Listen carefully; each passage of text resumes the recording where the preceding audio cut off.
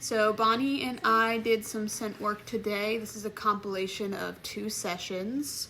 So first starting out, so we are just going to start out with refamiliarizing her with the scent tube. She's done this a ton of times. I just want to make sure that we are good to go. I'm utilizing the e-collar and my treat and train here. So going back to my last video about Bonnie, we want her to get some more confidence. So I want to try to take me out of the picture when it comes to detection so that she's creating the reward herself. She, by sticking her head in there, is activating my treat and train. And you can see throughout this video, like the 2 sessions, in the beginning she does take a while to warm up. So I am giving a lot of success by approximation. So she puts her head near it. I'm literally just rewarding that. So that we're kind of slowly getting to where we need to be. Especially since we're not in any rush when it comes to detection right now, I may as well kind of let her figure it out, which is also going to help with that confidence. Now with the e-collar, so she's working on a very low level for this. This is not a correction level. So my e-collar has 100 levels. For her, a correction level would be probably 10 to 15. You know, she's not super soft. She's not super hard either. I would say 10 to 15 is typically about my average for most dogs. And here we're probably working on like a level 5. So it's not adversive. You can see it's just bugging her, and that's what I want. So just like seatbelt sound in the car, you get in the car, you sit down, and you don't put your seatbelt on. The car starts doing the ding, ding, ding. That doesn't hurt you, but it's annoying. So same thing for her is I want to make the scent detection less of an option, but at the same time, I'm not punishing her into it. So I'm kind of just being annoying until she gets the right answer and then rewarding her. This is a concept called Potty Training, so negative, positive, positive. Of course, we're taking those terms out of the operant conditioning context, and we're looking at negative, so something she doesn't like, pressure from the e-collar, and I'm rewarding her twice for doing the right behavior. So the first reward is the e-collar turns off for searching, and then her second reward is the food reward when she searches and hits the correct hide.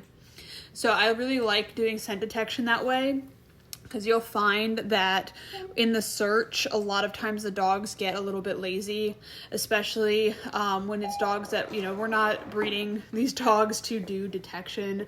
Just like Gracie, my dog, I went through the same exact thing with her. She's a great detection dog. She was not bred for it. We had to work uphill a little bit. And the same's going to go here with Bonnie. She's a great dog. She has great drive, great motivation. But we need to harness that, and it might be a little bit more uphill of a battle compared to a working line Malinois that's been bred to work. Here she got confused and is on my couch, so we just, again, we wait through it. Especially with her in particular, I'm trying not to say no a whole lot. Like, you know, I'm trying not to punish a whole lot, because again, I want her confidence to be higher. I want her to kind of think that she's that dog, you know what I mean, walking around. It does not mean I'm going to allow her to get away with rude or inappropriate behaviors or not do the obedience and stuff. But I'm also not, you know, you did the wrong thing and hopped on the couch. I'm not going to punish her for that. I'm just going to kind of guide her back to the detection. And that's why I like detection so much for stuff like for like confidence building. Sorry, I'm like looking at me using the e-collar at the same time.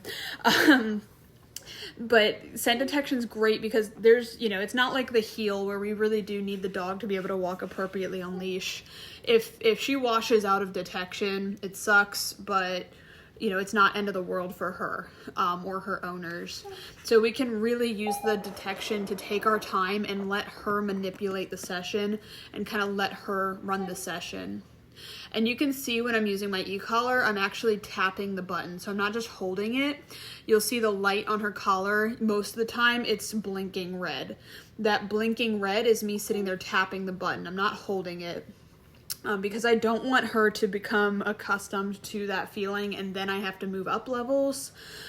For pet dogs like Bonnie, I want to try to be as little pressure as possible. Now, if she was a working dog and maybe she was on the softer side, then I would be less concerned, because for our working dogs, they do have to be able to handle a certain amount of pressure, just due to their working. But you can see I'm also using my treat and train because it's just me here working. I don't have an assistant or anyone to come help me switch hides. I'm actually using my treat and train to rapid reward her and kind of distract her when I am switching my hides around. And you can recreate that with a out of sight place stay. She is pretty good about going to the kennel for me, so I could also potentially use the kennel for this. But in my living room, it's just easiest to use the treat and train. And now we have added 3 hides in. So I want to definitely work more on her duration in this behavior here in the future. But for today, since this is our first time working detection here with me, well, not with me, but in my house, in the boarding situation here, I wanted to make sure that we were kind of refreshing everything that mom and dad have been doing at home. And then also we wanted to work up to 3 hides because we had previously discussed with mom and dad that she's ready for that. So I wanted to make sure we went ahead and got that done. As far as the way forward, I am, of course, wanting to see more duration. I want her to be sticking her head in there. I also want her to be a little more pushy in the detection behavior. So right now she is taking a while to warm up. Like the beginning of the session was a lot less forceful, I guess, than this portion. So I want to kind of hopefully minimize that warm-up position or warm-up situation, and get her head in the game faster before we start moving away from hides. So she'll probably be on hides for a little while, and it's gonna suck and it's gonna be really boring. I hated it with Gracie so much, but by having that really solid foundation, it's really gonna pay off in the end when you go to do large area searches and things. Because at that point, when you are doing larger searches, the dog has to have a genuine love for the behavior itself. They have to enjoy the searching behavior. The only way we're gonna get that with her is repeated rewards. Oh, every time I see these white tube things, I get awesome stuff. It's something I'm really pumped about. I want her to be really pumped about the odor. As you can see with these sessions, I'm using minimal equipment. I'm letting her kind of run the session. I am encouraging her a lot. So you'll see, like at the beginning of this session, because we are in the kennel room and that was a huge distraction for her, I am helping her a lot. So there's nothing wrong with giving her a hand here and there. But for the most part, I'm kind of letting her just explore and figure things out. I'm not, dragging her up to the thing. And I'm kind of being as little help as possible here.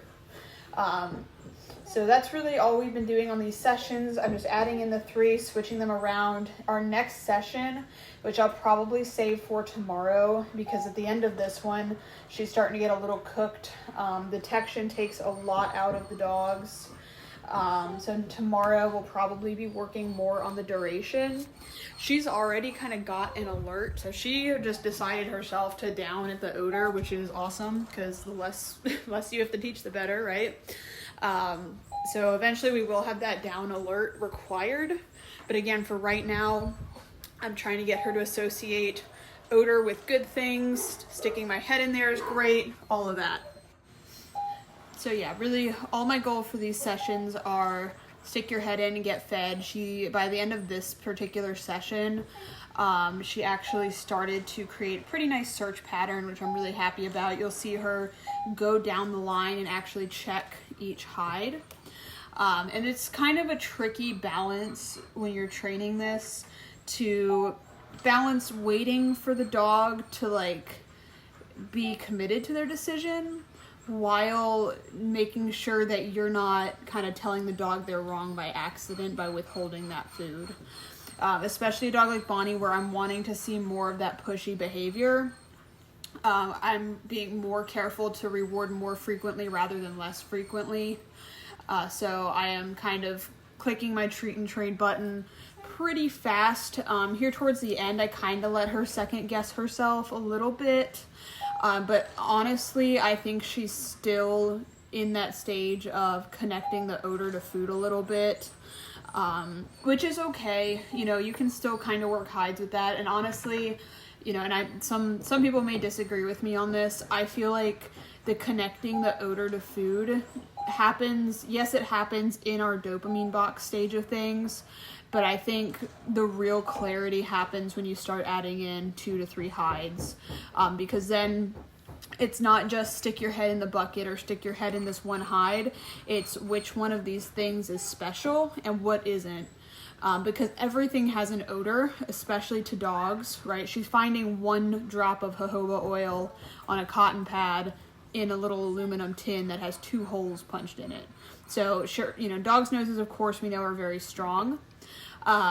So she's used to everything having a strong odor anyway. So for all she knew when she was working on 1 hide was that the PVC just happened to smell like that. So by adding in these multiple hides, we're really clarifying and saying, hey, this is what I want, not just general, you see this and you do the thing.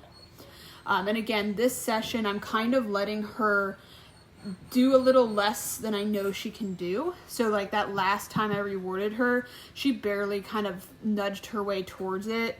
Partially, I think she was kind of freaked out about this corner of the room. Maybe I have a ghost, I don't know. That's why I moved over there, is to kind of help encourage her to go over here. But because she was having trouble, I wanted to like reward her fairly quickly about it and let her get comfortable. Because you can still see on her body language, you know, she is still kind of nervous, definitely still giving off a lot of submissive body language. It is improved like a bunch.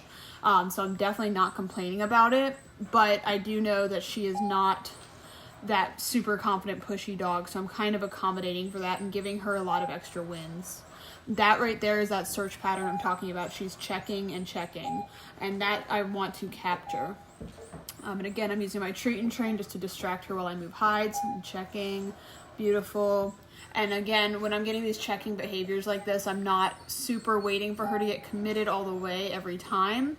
I want to give her quick rewards because I want this to be a dopamine flood. So every time we come out and work scent detection, it's the best. I want this to be like her favorite activity kind of thing. Obedience is cool and great, but she is such a driven little dog that I think having a recess activity almost like this is going to be really beneficial for her and her owners. That way they can still work on their nice obedience that they've done a really good job on, but then she also has training that I know she enjoys for sure. Not that she doesn't enjoy the obedience training, but something where she can really work independently and use her mind, I think is going to bring out a lot of confidence in her and just give everybody a really nice activity to do at home. That way it's not always ho-hum, let's heel, sit, and down, and play stay, and that's not, you know, always very fun for every single dog.